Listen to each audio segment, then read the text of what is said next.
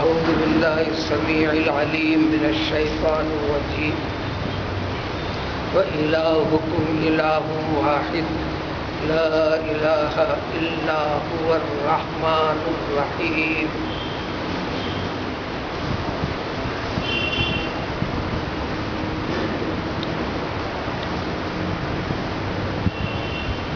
آیت شریفہ میں توحید باری تعالیٰ کا تذکرہ،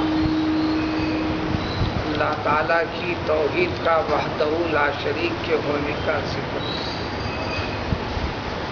سابقہ آیتوں میں اہل کتاب سے بھی خطاب تھا جو تورات اللہ کی مقدس کتاب رکھتے ہوئے توحید کے تقاضوں سے انہوں نے اپنے آپ کو دور رکھتے گئے، آخری شکل یہاں تک نکال لیا تھا انہوں نے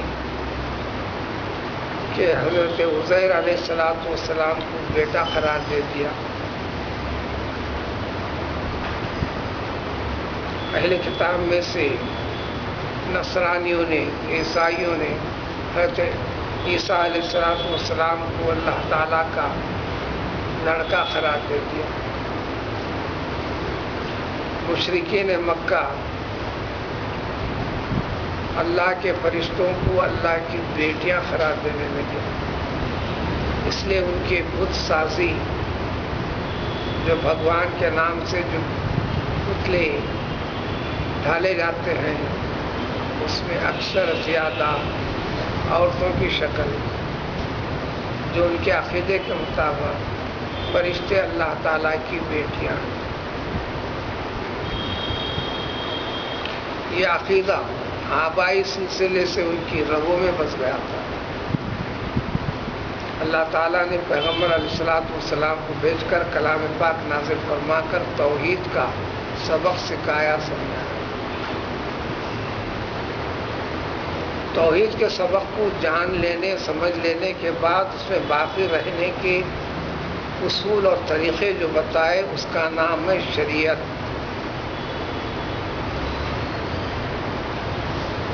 لیکن طریقے اور عقیدے توحید کے ساتھ ان چیزوں کو بجا لانے کا نام ہے۔ رسمی طور پر ان چیزوں کی تعمیل و تکمیل کوئی معنی نہیں رکھتی، اس لیے قرآن کی بار بار تلاوت اس کو سمجھنے کا تذکرہ ہے۔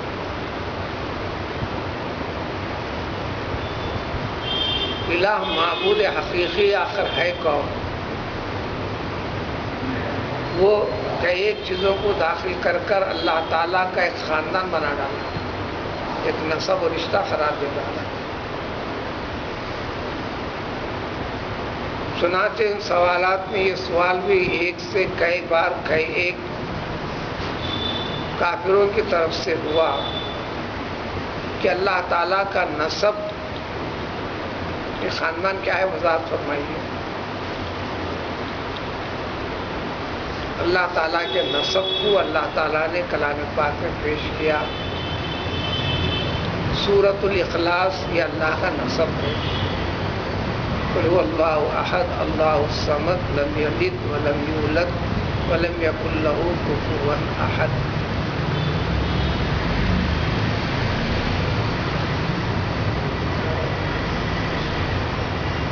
اللہ کا اخلاص سبھی کو، سارے مشرکوں کو، یہودیوں کو، نصرانیوں کو، اللہ کا انکار کسی کو نہیں۔ قرآن کئی جگہ سند کے طور پر ذکر کرتا ہے کہ فلاں فلاں کے بارے میں ان سے پوچھ لو تو لَيَقُولُنَّ اللہ، یہ مشرک بھی کہیں گے اللہ، کافر بھی کہیں گے اللہ، یہودی بھی کہیں گے اللہ، نصرانی بھی کہیں گے اللہ۔ زبانوں کا ہیر پھیر کچھ بھی ہو اس سے کوئی فرق نہیں پڑتا۔ جیسے افغانی زبان میں ایل اللہ،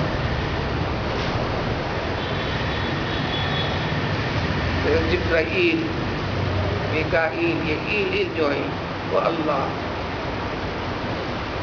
لیکن اللہ تعالیٰ کے ساتھ اللہ کی قدرت میں، اللہ کے کاموں میں جو اللہ کے صفات ہیں اس میں اللہ کی مخلوق کو شریک کر دیا۔ اس طرح اللہ تعالیٰ کی ذات کی تکمیل ان کے نظر کے لحاظ سے کئی معبودوں کے تعاون اور مددگار کی مدد سے تکمیل پائی، وغیرہ وغیرہ۔ اس طرح لا الہ الا اللہ وظیفوں میں سب سے افضل بڑا وظیفہ، افضل الذکر لا الہ الا اللہ، اللہ وحدہ کا اقرار، اس کے سوا جو کچھ تصور دنیا رکھتی ہے یا رکھی تھی یہ سب باطل اور غلط، صرف اللہ وحدہ لا شریک ہے۔ تو لا الہ الا اللہ میں اللہ کو ثابت کرنا نہیں ہے، اللہ کا تو اقرار سب کو ہے، اللہ کے ساتھ دیگر الہ آلہہ کا جو تذکرہ ان کے دل و دماغ میں بیٹھا ہوا ہے۔ تو کلمہ طیبہ لا الہ الا اللہ میں غیر اللہ کی تردید کرنا ہے، غیر معبود کا انکار کرنا ہے،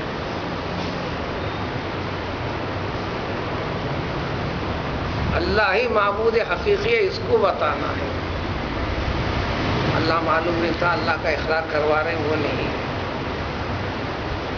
اللہ کا اقرار سب کو ہے، طریق اقرار میں غلطی ہے، اس لیے قرآن کی ابتدا ہے تسمیہ کے بعد الحمدللہ رب العالمین، سارے کائنات سارے عالموں کے ساری چیزوں کا رکھ والا دیکھ بھال کرنے والا، اللہ کی ربوبیت کے بارے میں جو اختلاف رکھتے ہیں اس کو ختم کرنا ہے۔ تو اس آیت کے اندر بھی وہی الہ واحد کا تذکرہ ہے۔ حضرت اسماء بنت یزید رضی اللہ تعالی عنہ ذکر فرماتے ہیں کہ میں نے نبی کریم صلی اللہ علیہ وسلم سے فرماتے ہوئے ان کانوں سے سنا، اس آیت شریفہ کی تلاوت کے وقت فرمایا دیکھو ان دو آیتوں میں اللہ تعالیٰ کا اسم اعظم بھی چھپا ہوا ہے، اس میں اس آیت کی تلاوت فرمائی وَإِلَٰهُكُمْ إِلَٰهٌ وَاحِدٌ لَا إِلَٰهَ إِلَّا هُوَ الرَّحْمَٰنُ الرَّحِيمُ، اور آیت الکرسی اللہ لا الہ الا هو الحی القیوم۔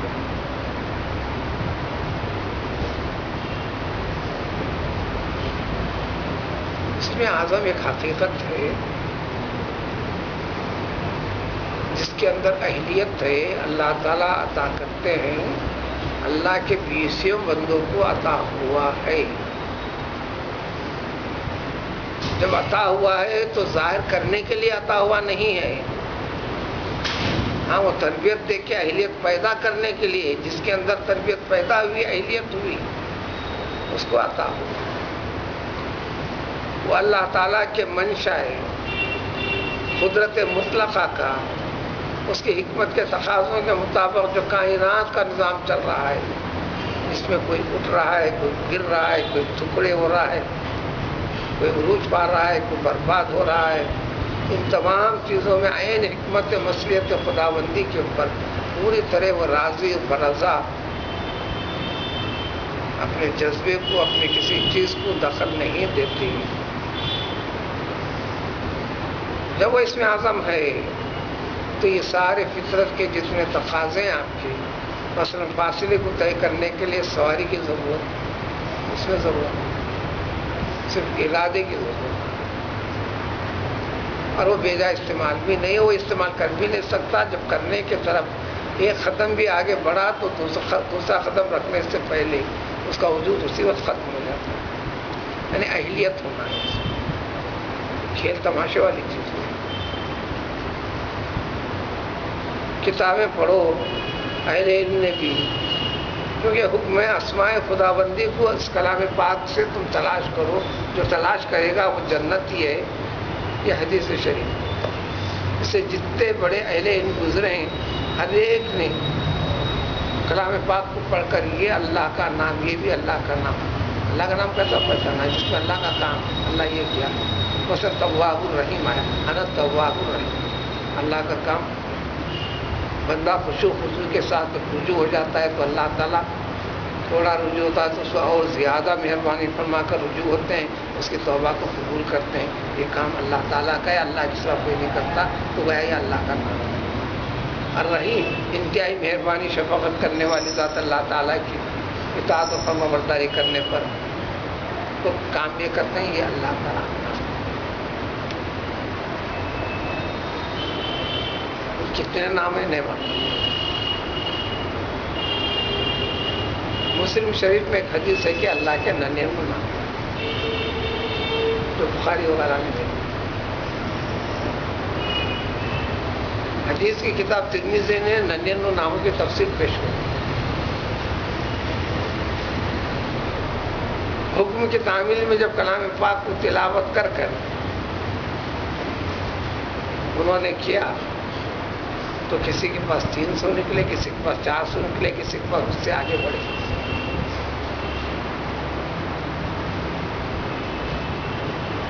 تو اسی لیے کلام پاک کو جب پڑھتے ہیں ہم عجمیوں کے لیے پڑھنا سے مراد خالی تلاوت کرنا ختم ہو جانا ایسا نہیں ہے.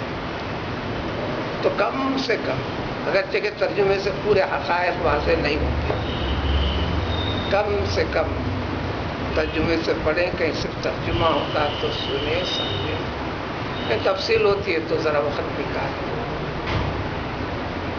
لیکن ہر ایسی مجلس جو ہفتے میں 1 یا 2 بار ہوتی ہے اسی کی تاکید ہے تاکہ بیزارگی والی کیفیت لوگوں میں پیدا نہ ہو. روز روز منعقد کرنے سے اس کو پسند نہیں کیا گیا. یہ صحابہ رضوان اللہ تعالی عنہم کے دور سے، کیونکہ توجہ کے ساتھ سننا ہے، بیزارگی کے ساتھ. الغرض یہ آیت شریفہ، اس آیت شریفہ کے ساتھ ایک آیت آ رہی ہے ان فی خلق السماوات والارض. تو جب مشرکین مکہ کے سامنے اللہ واحد کا تذکرہ ہوا، یہ تفسیر قرآن میں جگہ جگہ آئے گی، اور تعجب ہوا اتنی بڑی کائنات کو چلانے والی ذات واحد کیسے ہو سکتی ہے.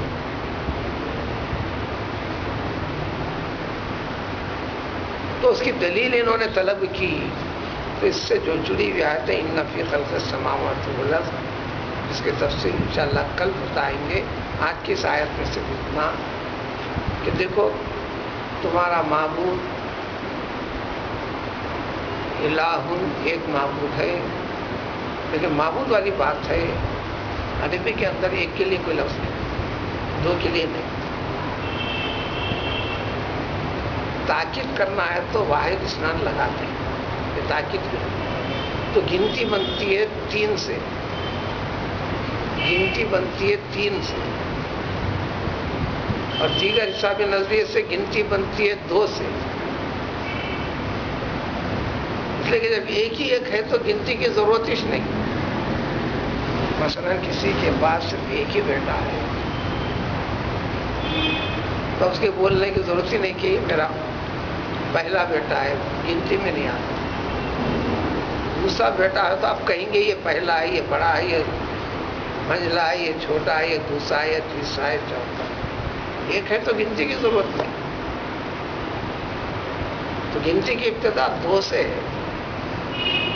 جب کوئی ہے تو گنتی میں چیزیں گی، جب نہیں ہے تو گننے کی ضرورت ہی نہیں. تو عربی کے اندر استعمال کے لیے گنتی میں 1 اور 2 کے لیے نہیں. کسی بھی لفظ کو، جیسے قلم ہے، اردو والے قلم کہتے ہیں، عربی کا لفظ ہے. عربی میں قلم، الف لام آیا تو القلم ہوتا، الف لام نکل گیا تو قلم ہوتا. ایک طریقہ، صرف 2 ہی طریقے، تیسرا طریقہ نہیں.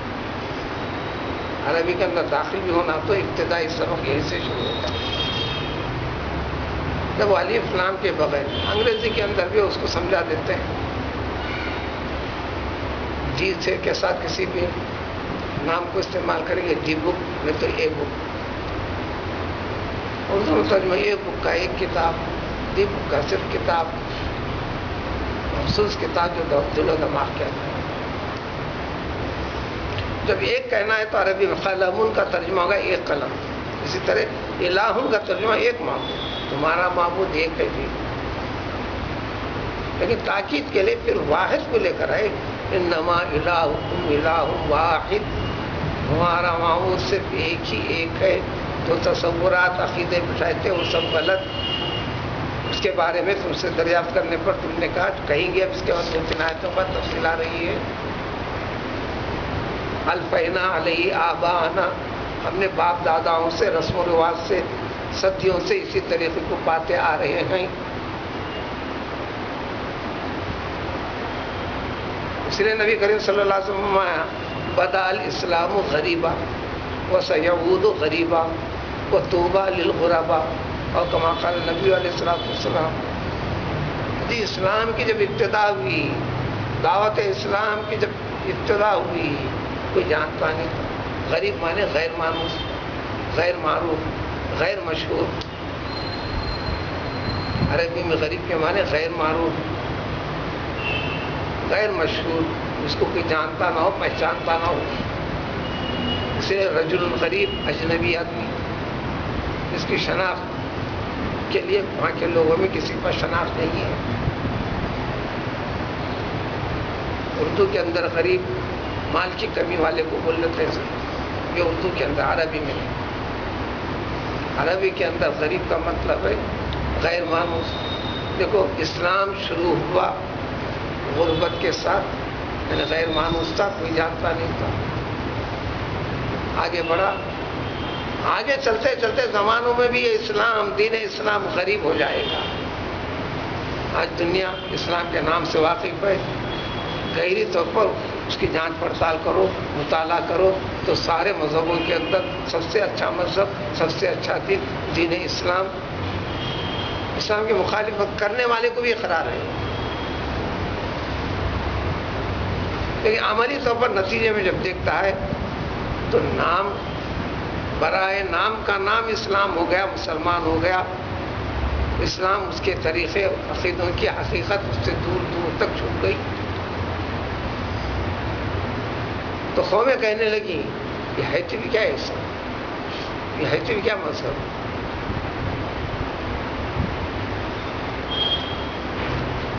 تو اسلام غریب ہو جائے گا. ایسے زمانے کے اندر جو دین اسلام کی کسی بھی چیز کو مضبوطی سے پکڑا، یعنی پکے سچے گہرے مسلمانوں کی بالکل کمی رہیں گی. بڑی مشکل سے ڈھونڈنا تلاش کرنا پڑے گا، پتہ چلانا پڑے گا. جب ایسے اس میں جو رہتے ہیں، رسول اکرم صلی اللہ علیہ وسلم سے بشارتی وہ طوبیٰ للغرباء، اس قسم کے غریب مسلمان، ان کے لیے بڑی بشارت خوشخبری. تو اس غربت کو ہٹانا، یعنی دین اسلام کا رنگ پیدا کرنا، توحید کا معنی مفہوم ظاہر کرنا. وشارکہم فی الاموال والاولاد، سورہ بنی اسرائیل میں فرمایا. ابلیس نے اعلان کر دیا میں تیرے مخلوق کو فلاں فلاں طریقے سے بہکا کر رہوں گا، اللہ قلیلہ، بہت معمولی تعداد معصوم کی رہے گی، یعنی پکے سچے اچھے دینداروں کی رہے گی. سب کے سب کو بہکاؤں گا، دوزخ کو بھروں گا. اللہ نے فرمایا جا، تو اپنے سواریوں کو لے کے جا، تو اپنے پیدل سواریوں کو لے کے جا، ان کی ہر چیز میں شریک ہو جا، حتیٰ کہ تو شریک ہونا تو شریک ہو جا ان کے مال میں، ان کے اولاد. تو مال میں کیسا شریک؟ کسی کا حق طلب کر کے لیا حصہ، شیطان شریک ہوگا اس مال میں. غلط طریقے سے تقسیم کیا، سود کے ذریعے سے لیا، حرام طریقے سے جو مال لیا، اس شخص کے مال میں شیطان ابلیس شریک ہو گیا. عملی زندگی کے اندر 20 خرابیاں، یعنی شیطان کو شریک رکھا. اولاد میں زنا کے شبے، 20 کسی دن کا کوئی اخبار خالی نہیں، کسی شک و شبے کی بنیاد پر قتل و غارت گری بھی. جس کو رشتہ ناتا ملا اس میں، اور بغیر رشتہ ناتے کے اندر جب زنا والی چیز عام ہونے لگے تو اللہ تعالیٰ کا اس مقامات کے پر عذاب محقق اور ثابت ہو جاتا ہے، فیصلے خداوندی اٹل ہو جاتا ہے. یہ فرمان رسول صلی اللہ علیہ وسلم ہے. تو سب سے پہلے عقید توحید الہ واحد کا یقین، اس یقین کے اوپر اقرار کے بعد اس کے باقی رہنے کے طریقے اور تفصیل. تو اس آیت میں تمہارا معبود، یعنی ہر چیز میں زندگی کے موڑ میں کوئی بات ماننا ہے تو اس کی، سننا ہے تو اس کی، بتائے ہوئے طریقے پر عمل پیرا ہونا تو اس کی. خالی زبان سے کہہ دینے کا نام نہیں ہے لا الہ الا اللہ. پھر فرمایا لا الہ الا ہو، نہیں ہے جو کوئی معبود صرف اور صرف وہی ہے، وہی ہے کہ الہوں سے اللہ ہے، الہوں سے اللہ، الہوں کے الف لام لگا کے اللہ ہو جاتا ہے، خاص اور خاص کے ایک ہی نام، تو ہر نام کے معنی ہے نا. پھر ہوا خطے کو کہہ سکتے ہیں ہم، یہ چیز اس میں آگے اپن بھی نہیں مان سکتے، تو مجال نہیں. تو اللہ کے ناموں سے ہوا، اللہ کے نام کو لیجئے، الف ہٹا دیجئے، للہ، قرآن بھرا ہو للہ ما فی السماوات والارض. پھر ایک لام بھی ہٹا دیجئے، لہو، لہو ملک السماوات والارض، اللہ ہی. تو اللہ بھی ایک نام ہوا، للہ بھی نام ہوا، لہو بھی نام ہوا. پھر آخر میں دونوں نام کو بھی ہٹا دیجیے، الف کو بھی، لام کو بھی، لام کو بھی، پھر رہے گا ہو. اور یہ لفظ ہوا جو ہے اس کی حقیقت خالی ہو ہے، وہ اضافہ ہے، وہ اضافہ، اس کی حقیقت سے ہو ہے. اہل علم کی بنیاد پر ہم یہ کہیں گے اللہ کے اس جو عام آدمی کے نزدیک جو 100 نام کا ذکر ہے تو اس میں سب سے بڑا نام ہوا ہے، یعنی ہو.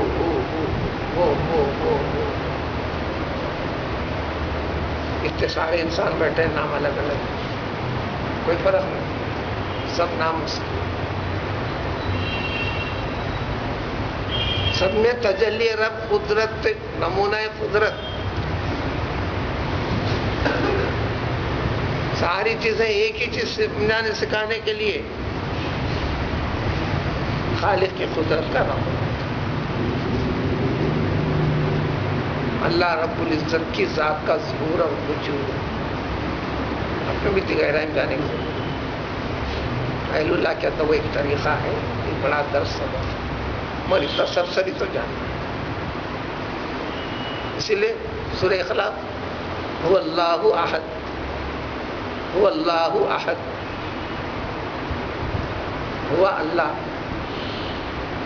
وہ پھر اسی کی وضاحت اللہ، پھر اس کی حقیقت احد یعنی واحد. اس لیے اللہ تعالیٰ کی اس میں جو شان ہے، ایک کہتے ہیں، ایک بولے تو سب کے پاس معلوم ہے، 2 نہیں، 3 نہیں، 4 نہیں، 5 نہیں، 6 نہیں، تو ٹھیک ہے. پھر ایک سے پہلے کیا ہے؟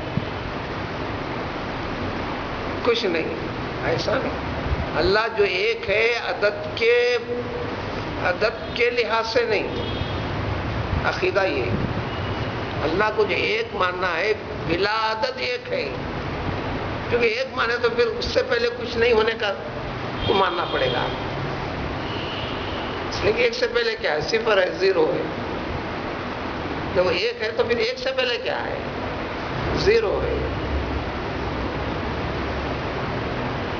تو عقیدے کی کتابوں میں جو تعلیم و تربیت ہوتی ہے، اس کے اندر ہے کہ اللہ ایک ہے، عدد سے نہیں، عدد کے لحاظ سے.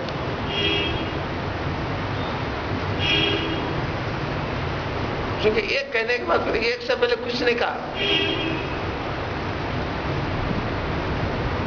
یہی سبق شیطان کم و بیش ہر انسان کو روح نکلتے وقت پر سوال کرنے والا ہے. حدیث میں بھی آیا، بڑے اطمینان پیار سے، آزو بازو سب ہونے کے باوجود کسی کو احساس نہیں، مردہ اس حساب میں لگا رہتا ہے.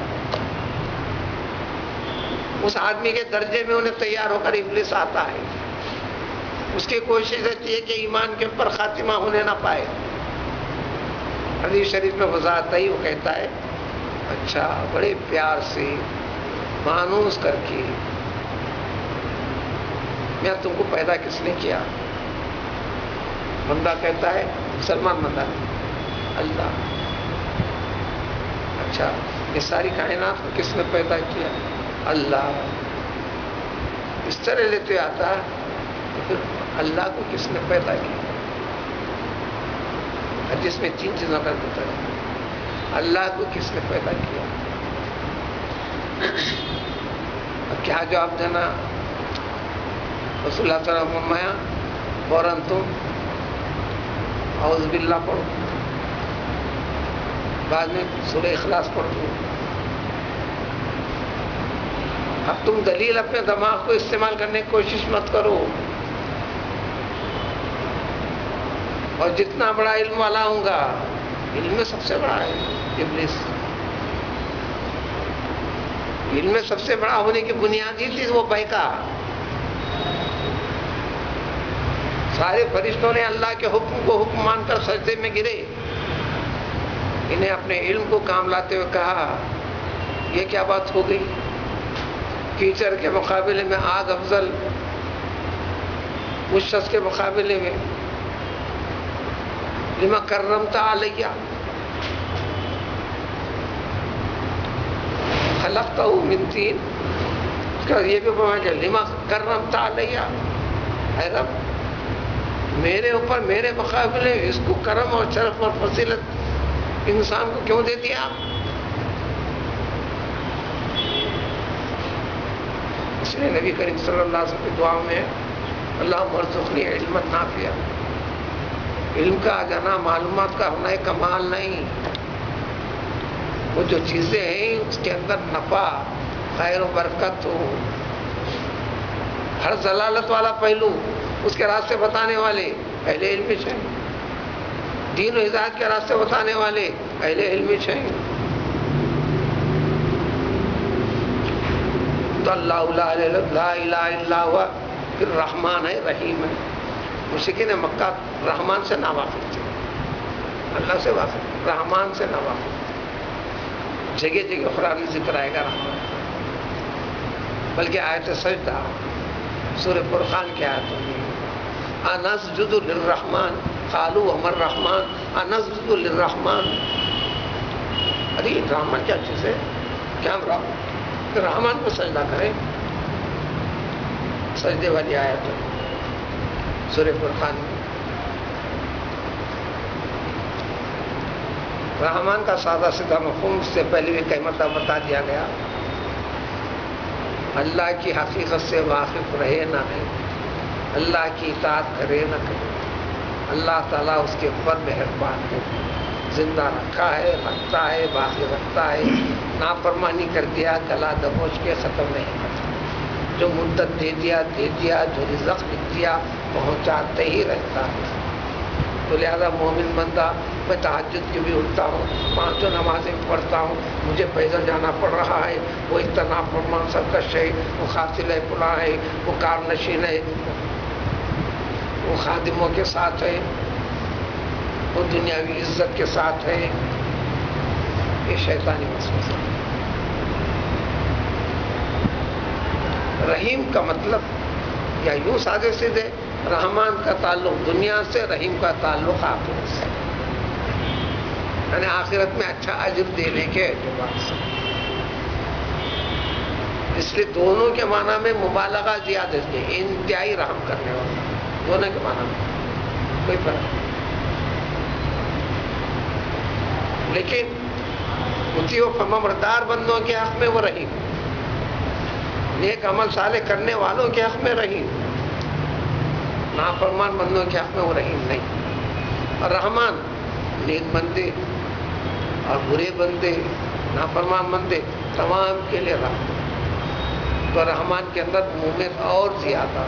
اور ایک عربی کا خیال، جس لفظ میں معنی حروف بڑھتے ہیں معنی بڑھتے ہیں، حروف گھٹتے ہیں معنی گھٹتے ہیں.